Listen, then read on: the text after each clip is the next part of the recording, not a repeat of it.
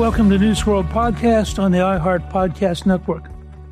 The Trump administration has announced they're suspending $1.3 billion in federal Medicaid payments for California. They apparently have, and I've talked to Mehmet Oz, the head of the Center for Medicare and Medicaid Services, they apparently have had this huge failure to monitor seriously hospices, and there is apparently just an enormous amount of theft and corruption. So they've really put the lockdown. California has not been responsible and not come back with the information.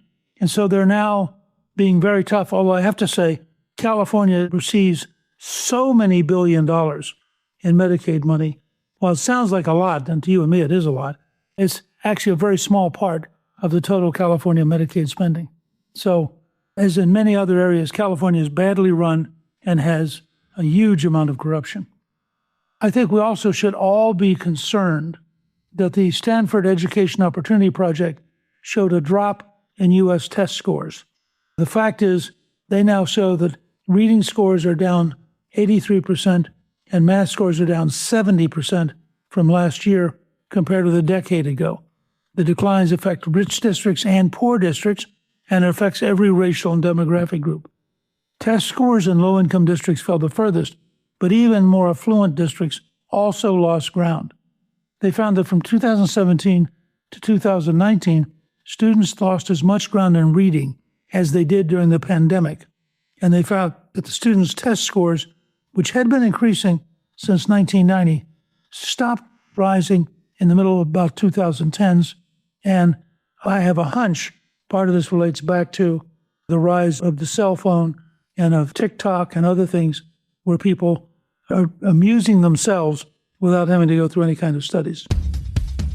Coming up, I'll be joined by Senator Lamar Alexander, and we're going to discuss his new book, The Education of a Senator from JFK to Trump.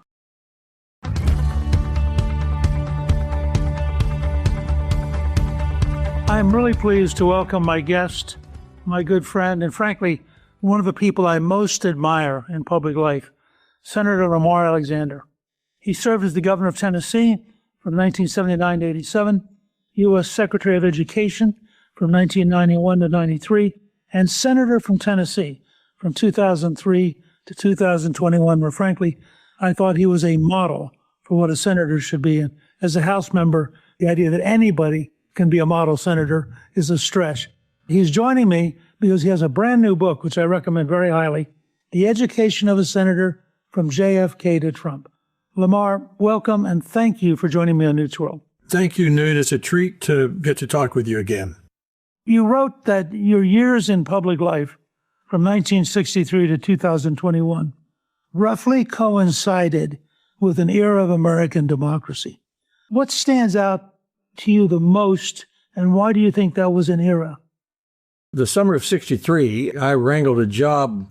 I was in law school, and one of my Vanderbilt classmates helped me get a job in Bobby Kennedy's Justice Department.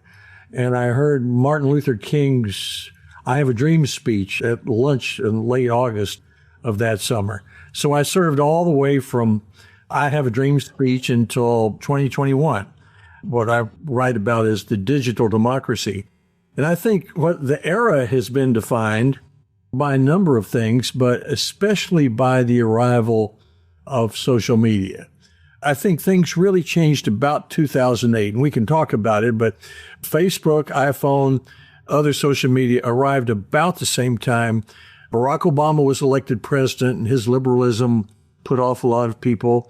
Then we had the great panic, recession. Then President Trump arrived, not as really a cause of what was going on, but as I think a result or a symptom of it.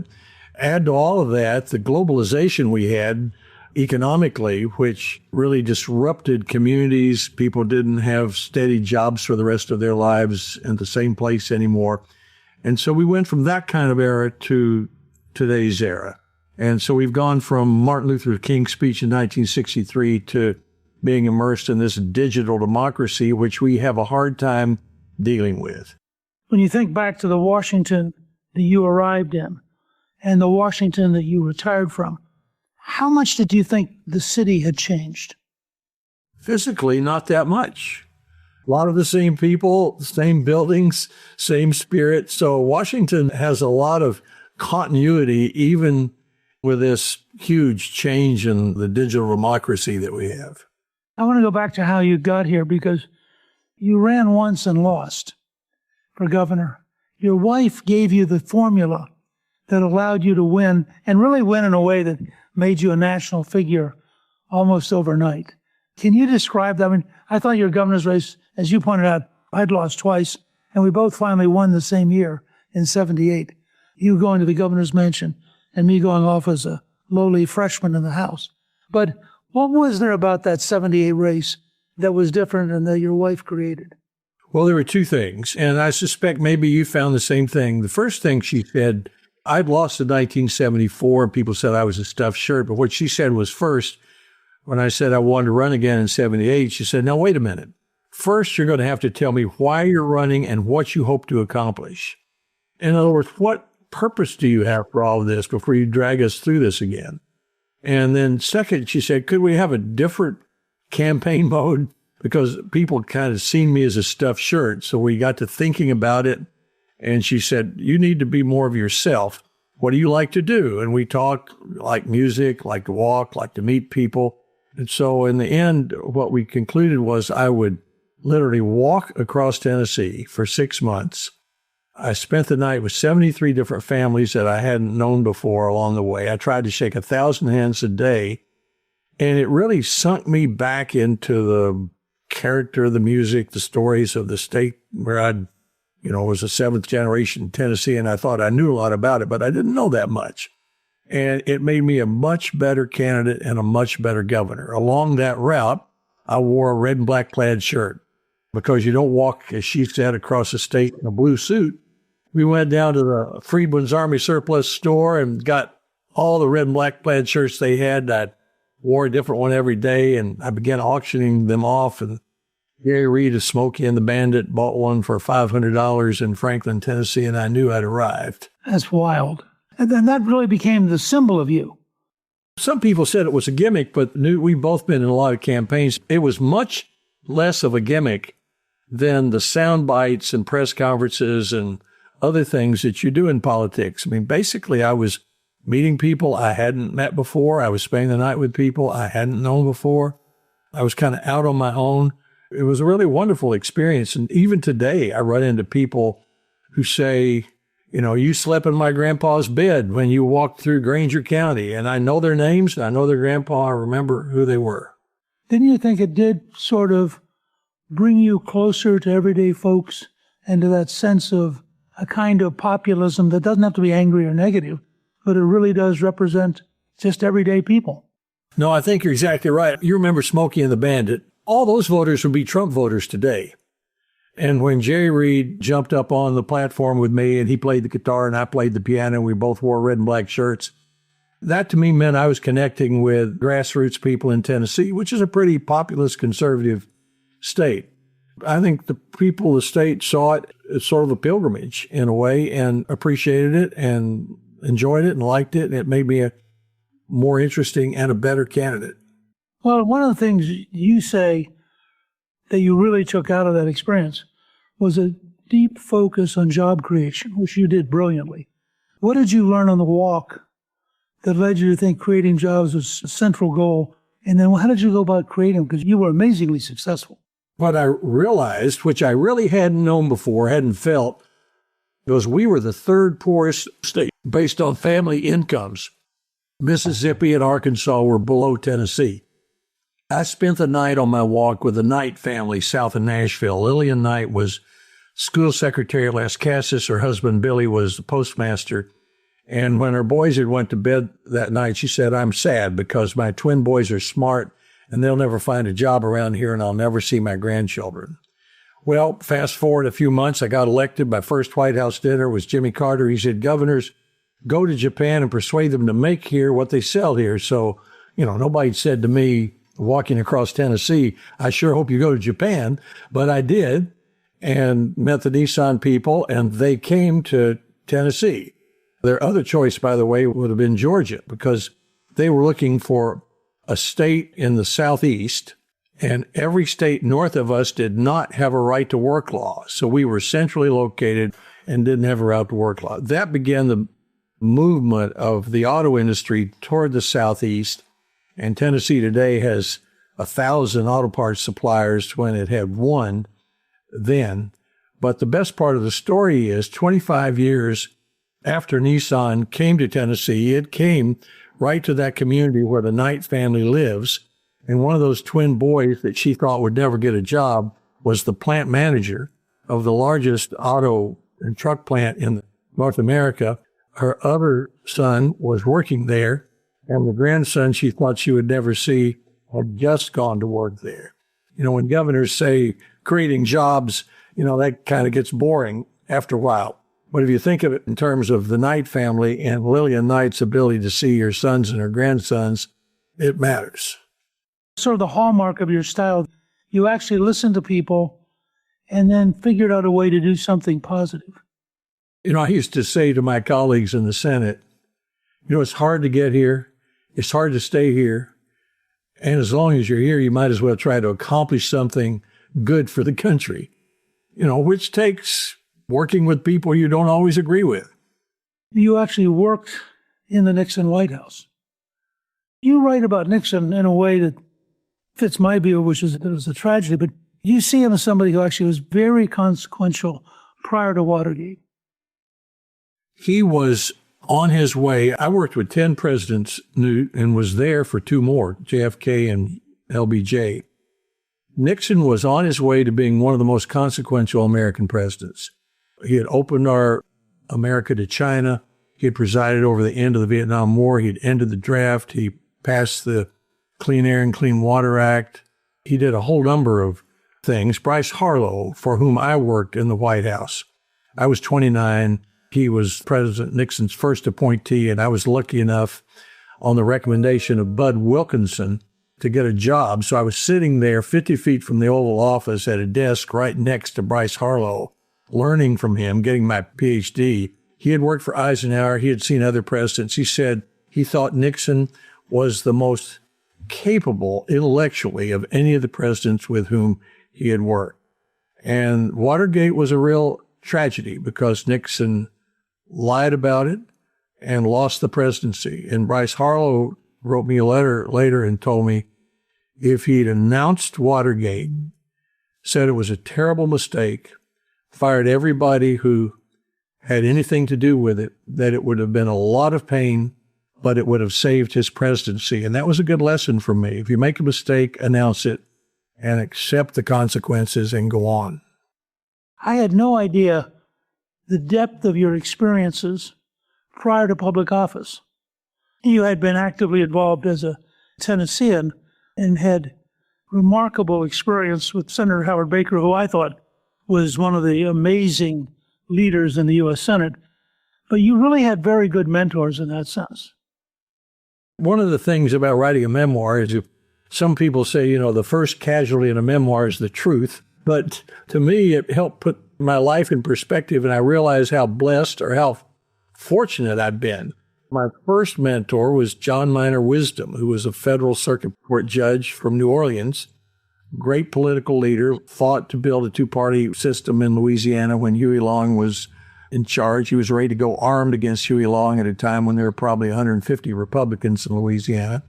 As a result, he ended up on the federal appeals court, and he and John Brown and Elbert Tuttle, Georgia, and Judge Reeves from Florida presided over the desegregation of the South. So I learned courage from him, politics from him. Then Howard Baker, who helped build a 2-party system in Tennessee. And then, as I mentioned, to begin with, Bryce Harlow, who at the time I got a job with him was probably the most respected person in Washington, D.C. I mean, he had worked for Eisenhower, worked for LBJ. There was a moment right after Nixon's election.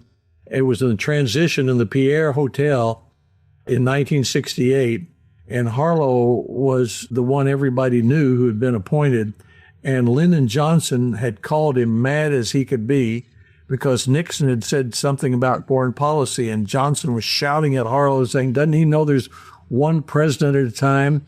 And with that, Harlow's secretary came in and said, Mr. Harlow, President Eisenhower is on the phone and wants to speak to you now. Harlow had been Eisenhower's favorite staff member and his liaison in the 60s with Washington.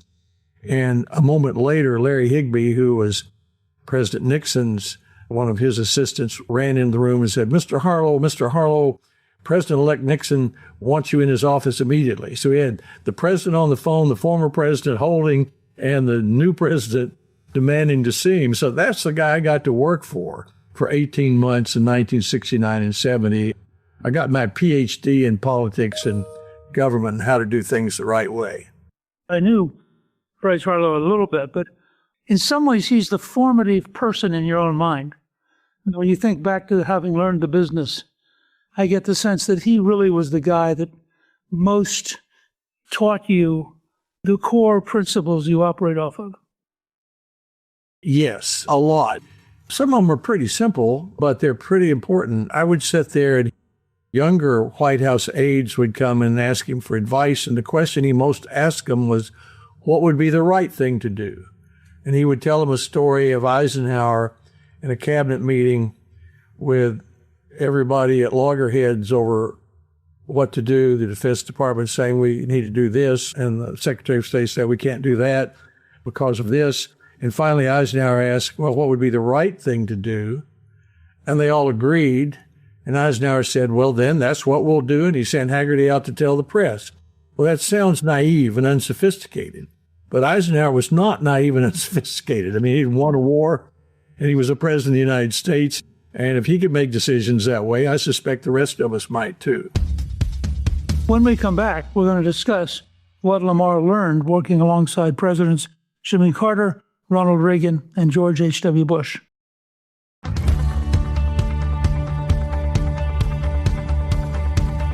You talked about how Jimmy Carter encouraged you as governor to go to Japan.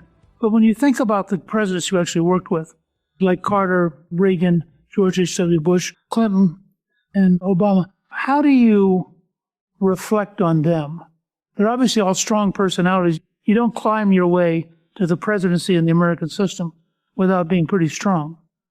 No, that's true. One of the things I've learned is that the difference between running for governor and running for president is a difference between eighth grade basketball and the NBA finals. So all of them had a lot of characteristics, but to briefly talk, Carter had a big smile, not much of a sense of humor. He came to Washington not knowing much about it, and he brought with him people who didn't know much about it, and he got in trouble immediately. His single-mindedness as an engineer helped him toward the end with the Panama Canal and his Middle East treaty. Reagan was the person who fit the presidency the best of the 10 that I worked with. At first, I didn't think so. I thought he was too old. I was the youngest governor at the time I met him. Too old, maybe too conservative, too Western, but I was quickly disabused of that. He was comfortable in his own skin. He was a good delegator. And perhaps more than anything, he did what Doris Kearns Goodwin talks about with Lincoln. He brought in a team of rivals to help him. His vice president was George H.W. Bush. He ran against him. His chief of staff, Jim Baker, Bush's campaign manager. Later, his chief of staff, Howard Baker, who tried to run against him. And these men, unlike Carter's assistants, were broad gauge. They'd seen a lot. They were less likely to make mistakes, and they helped Reagan through difficult times. Clinton was the best politician. That was your time. He was an extraordinary politician and became a pretty effective president. George W. Bush, I would say, was the most normal of them all. And I mean that as a compliment. He wasn't a Rhodes Scholar or president of Harvard Law Review or war hero, any of that. But he was comfortable with having a grandfather for senator, a father for president, a brother for governor. He treated being born on third base as an opportunity to steal home instead of an excuse for a therapy session. And he retained his empathy all during his presidency. I remember in 2002, he came to Tennessee, Upper East Tennessee, to campaign for me when I was elected to the Senate. It was the last Saturday in November. And when he got up on the stage, I thought his eyes were red. It turned out he'd been to see a family in Elizabeth of a soldier killed in Afghanistan. He stayed with them for 2 hours. He felt personally responsible for that. He never said a word about it. And his staff later told me that over 6 years, he made 500 visits like that to 1,500 family members because he wanted to do that. And it often brought him to tears when he did it. But he never called attention to himself as a result of those visits. Wow, I did not know that. That's really a remarkable story. Now, you end up as the president of the University of Tennessee, and when somebody asked you about what was the hardest job, as I understand, he just broke up laughing and said, "You've obviously never been a university president." Yeah, that's right. I get asked that all the time. And you're a professor. I mean, you know about that. What's harder, governor, cabinet member, senator, university president? I say, obviously, you've never been a university president or you wouldn't ask a stupid question like that. What made it so challenging? Well, part of it was my own inadequacy, I think. I think my temperament wasn't very good for it. I'm a result-oriented Moses kind of person. Here's a problem. Here's a strategy. Let's get something done. And I remember the faculty senate visited me in my first couple of weeks at University of Tennessee, and they said, well, we have a concern. I said, well, what is that? He said, we think that you may think that the result is more important than the process. And I said, well, I am result-oriented. And they said, well, we think the process is more important than the result. Governor Tom Kean, who became a university president, said that the faculty often thinks that an order by a president of the university is a request to form a commission. I wasn't as well suited to it. And I mean, I loved the university and I thought it was important to the state's future, but it was harder for me than my other jobs. You're doing that, though, having been president of the university, when President George W. Bush asked you to serve as education secretary, did you feel that having been at the university gave you a more clear insight into what needed to be done? Well, yes, and how to do it, because Senator McKellar from Tennessee, our first senator, said the Senate is a lot like a university. And if you think about that, senators and professors can serve a long time and do about whatever they want to do as long as they can keep getting reelected. So there's a lot of that. Plus, I learned a lot. I saw, this may seem unimportant to some people, but I realized how burdensome the FAFSA was, the federal aid application that 20 million families fill out every year to get a student grant or loan. And I spent 15 years trying to fix that as a senator. And just this week, the Government Accountability Office said it was finally fixed. But I couldn't fix it until I was chairman of the Senate Education Committee, and I worked with Bobby Scott and Patty Murray and others, Democrats and Republicans, Tim Scott from South Carolina. And we took a 108-page form and reduced it to a couple dozen questions that are easy to fill out. So it's not the big obstacle to college that it used to be. So I learned that as a university president and was able to do something about it as a senator. You also developed a program called America 2000. Describe what you were trying to achieve, and you make a clear distinction that it was a national strategy, not a federal bureaucracy. That's right. That was under H.W. Bush, and I was the new education secretary. He'd promised to be the education president and wasn't getting the job done, and so he brought somebody new in. And it was an effort to provide presidential leadership state by state and community by community to improve schools. In fact, Jack Kemp said, when we were all working on it, that he thought that should be the name of Bush's entire domestic agenda. And I agree with that because I remember going to the speech that he made to the Congress right after the Gulf War in 1991 when his approval rating was 93%. And I had wished that he'd spent 5 minutes on the war and then said, now let's turn our attention to home and show that we can do at home what we did overseas and call it America 2000. I think he might have been reelected if he had done that. But what happened after that was that Clinton and George W. and Obama gradually turned America 2000 into sort of a national school board. And by 2015, we were trying to fix No Child Left Behind, and you talked about that and wrote about it. The Wall Street Journal said it was the biggest devolution of power from Washington to the states in 25 years because we sent almost all the K through 12 school decisions back to states and classroom teachers from Washington, D.C., where they gradually accumulated under this so-called national school board that I didn't like. I don't know if you remember this, but in 1986, your term as governor was about to come up. And I called both you and Pete DuPont to urge you to run for the Senate.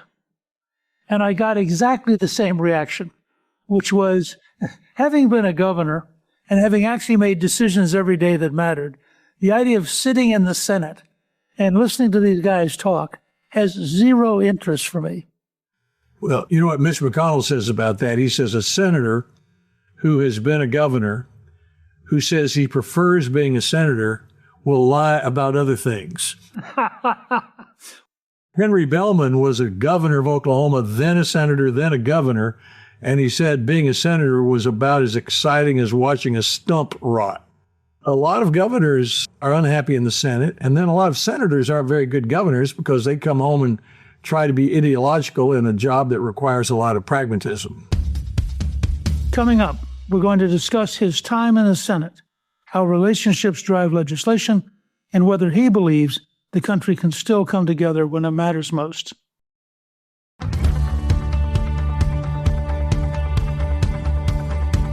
I thought you probably had the right answer in 86, but you had grown and you had, in a sense, become more comfortable suffering fools by the time you ran for the Senate, and you were just really comfortable being a senator. I had a higher tolerance for the way the Senate works than most governors. I remember going to Mike Johans, who was a great governor of Nebraska, cabinet member. I wanted him to run for a position in the Republican leadership of the Senate.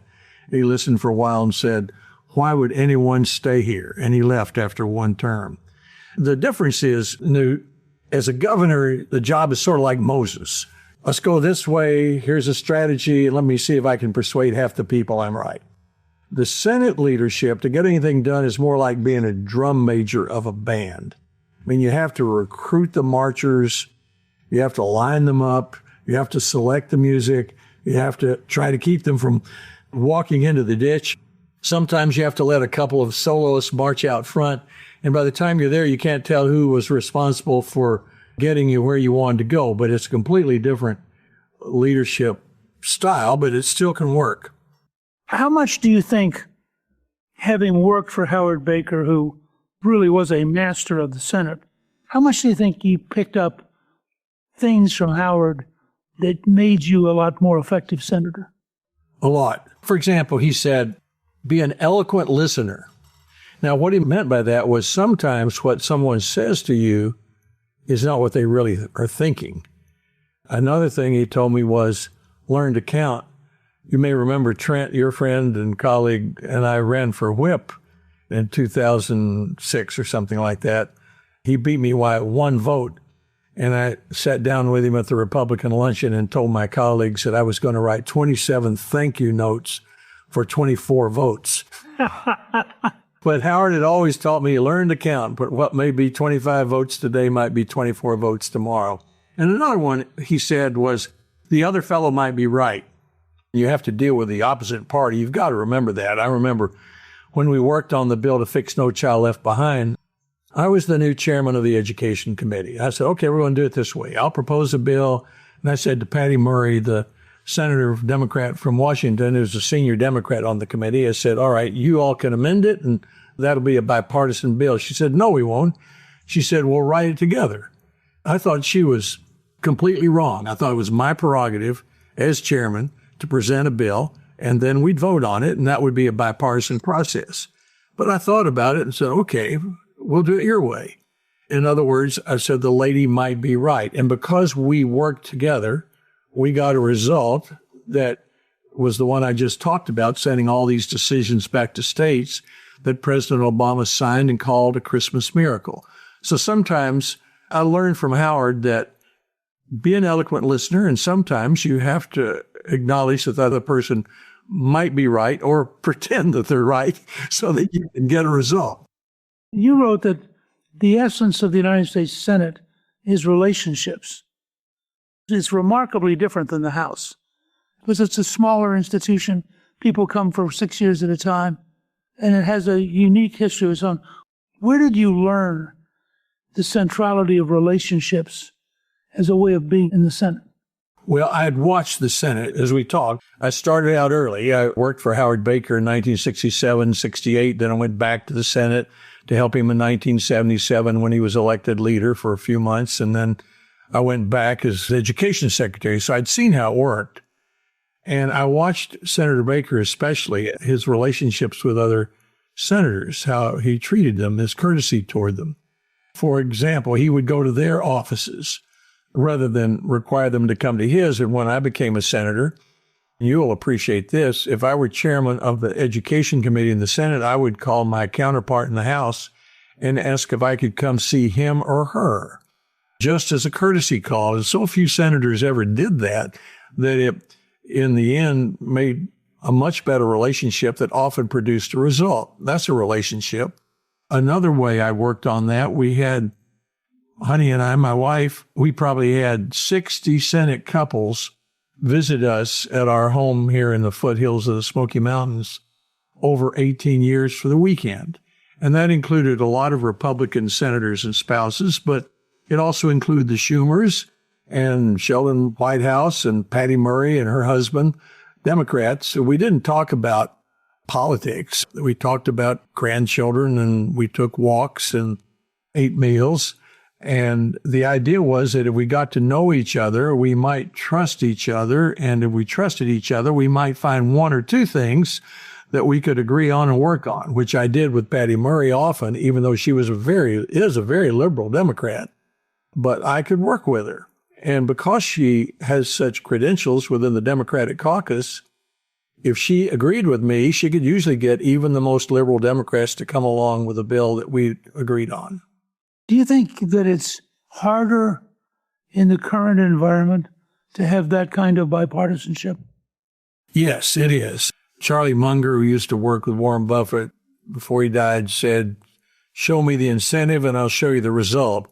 And there's no incentive today for getting result. The incentive with our social media, the evil algorithm just draws to our devices things we agree with. And so we're not accustomed to working with people that we don't agree with. And there's not a lot of political reward for solving problems. But it can still be done. I learned just this week that Steve Daines, Republican from Montana, and Angus King, independent from Maine, who sides with the Democrats, have got 60 co-sponsors for the Great American Outdoors Act renewal, which we passed with President Trump's strong support in 2020 in an unholy alliance, some people said, of 800 environmental groups and Trump. And it was the most important conservation bill since Teddy Roosevelt. So it can still be done. It's just harder in this digital democracy that we have, where people are so accustomed to going to the extremes. Having already been governor, president of the university, and secretary of education, were you sort of a super freshman when you arrived because of the range of your background? In a way I was, but the main reason for that was because I knew about 26 or 7 of the senators already. In a body that's based upon relationships, that really matters. For example, Trent Lott had been my roommate in Washington when we were both young in 1969. I served as governor with several of the others. You and I had a meeting here at Blackberry Farm in 1985 that had 3 House members and 3 governors. Bill Frist and Mitch McConnell Senator Baker had told me in 1970 I ought to get to know that smart young legislative assistant for Marlowe Cook. That was the new senator from Kentucky, and that was Mitch McConnell. So having these relationships already and knowing how the Senate worked gave me a head start. Let me ask one other thing. You and I share the distinction of having run for president and lost. What did you learn from that experience? Well, as I said earlier, the difference between running for governor and running for president is the difference between 8th grade basketball and the NBA finals. I tried twice. I did pretty well in 96 in New Hampshire. I tried a second time, and it lasted about as long as the Wright brothers' first flight. And when I dropped out, I said, the problem is all media and money. This was 1999. I said, if we're not careful, in 2004, we'll have Donald Trump versus the latest Powerball winner with Cher as the independent candidate. And everybody laughed, and I didn't even know Donald Trump. I just picked that up as an example. But I learned the importance of media and money in presidential races and how difficult they are. That's what I learned. I couldn't agree with you more. Lamar, I want to thank you, first of all, for joining me. As it has been since I first met you, it's always a joy to hang out with you. You're one of the great raconteurs of American politics, and you just know so much and have done so much. Your new book, The Education of a Senator, From JFK to Trump, is available now on Amazon and in bookstores everywhere, and I am confident it's going to be well worth everybody who cares about understanding our self-government to spend some time with you through your book. Thank you so much, Newt, and thank you for your career. I've watched it and been a part of it and walked alongside you for nearly 50 years, sometimes with difference of opinion, but always with great respect. Thank you to my guest, Senator Lamar Alexander. Newt's World is produced by Gingrich 360 and iHeartMedia. Our executive producer is Garnsey Sloan. Our researcher is Rachel Peterson. Special thanks to the team at Gingrich 360. If you've been enjoying Newt's World, I hope you'll go to Apple Podcasts and both rate us with 5 stars and give us a review so others can learn what it's all about. Join me on Substack at gingrich360.net. I'm Newt Gingrich. This is Newt's World.